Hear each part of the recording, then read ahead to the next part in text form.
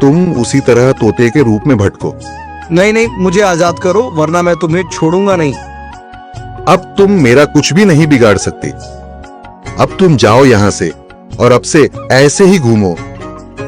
अब तुम्हें पता चलेगा कि दूसरों को दर्द देने में कैसा महसूस होता है।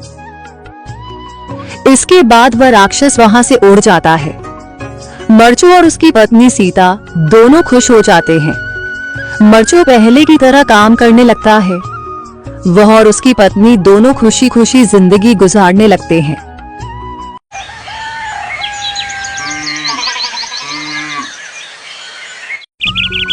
मरचू जंगल से लकड़ियां काटकर बाजार में बेचने गया, लेकिन उसे लकड़ियों के अच्छे दाम नहीं मिले। इस पर मरचू ने कहा, अरे भैया, इतने कम पैसे? इन पैसों में तो 2 वक्त का खाना भी नहीं मिलेगा।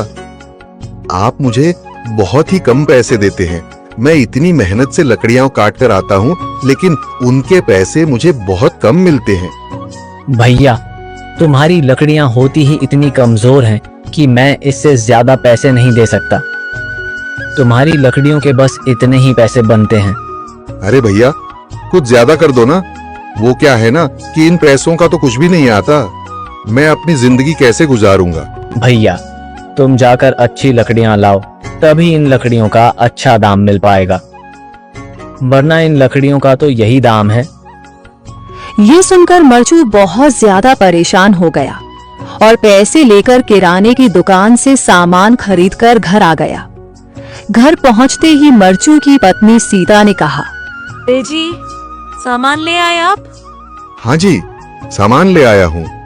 सीता के चेहरे पर खुशी छा जाती है, लेकिन जब उसने सामान देखा, जी, इसमें तो बहुत थोड़ा सामान है। हाँ सीता, मुझे पता है कि यह सामान बहुत थोड़ा है, लेकिन मैं क्या करूं? मेरे पास जितने पैसे थे, मैं उतने का ही सामान लेकर आ गया हूँ। इस तरह हमारा गुजारा कैसे हो पाएगा जी? आपको तो पता ही है कि हम कितनी मुश्किलों से गुजारा करते हैं। हाँ हाँ, मुझे पता है, लेकिन मैं कर भी क्या सकता हूँ? मेरे पास इतने पैसे ही नहीं कि हम एक अच्छी जिंदगी गुजार सकें। इतनी मेहनत कर रहा हूँ, लेकिन फिर भी मेहनत का फल नहीं मिल रहा। इतनी मेहनत से अच्छी लकड़ी काट कर आता हूँ, लेकिन मुनासिब दाम नहीं मिलता। मैं तो बहुत परेशान हूँ। क्या करूँ? कहाँ जाऊँ? अरे जी, आप परेशान न हो, आप कोई और काम देख लें। मैंने कई बार काम तलाशने की कोशिश की, पर किसी ने भी मुझे काम नहीं दिया।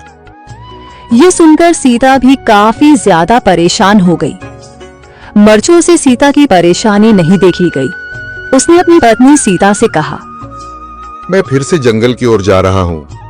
अरे जी, अभी मत जाइए ना, वैसे भी शाम हो रही है। आप कल चले जाइएगा, अभी मत जाइए। ठीक है, अगर तुम रोक रही हो तो मैं नहीं जाता। मैं कल चला जाऊंगा। इसके बाद मरचू गांव में घूमने के लिए चला गया। तभी उसे एक आदमी मिला और उसने कहा, कहाँ जा रहे हो भैया? और सुनाओ, क्या हाल चाल है? जिंदगी कैसे गुजर रही है? अरे भैया, तुम्हें तो पता है कि लकड़ियां काटकर कैसे गुजारा होता है। हाँ भैया, तुम सही कह रहे हो। और आसपास के जंगलों में अच्छी लकड़ियां भी नहीं है। इसके लिए तो जंगल के अंदर जाना पड़ेगा। पर जंगल के अंदर तो काफी सारे जंगली जानवर होंगे। मुझे बहुत डर लगता है भैया, मैं जंगल में कैसे जाऊंगा? हाँ भैया, जंगली जानवर तो होंगे, लेकिन अच्छी लकड़ियां तो वहीं से ही मिलेंगी। ये सुनकर मरचू बहुत ज्यादा परेशान हो गया, लेकिन वह आदमी बिल्कुल ठीक कह रहा था। जंगल के किनारे की सारी लकड़ियां कट चुकी थीं।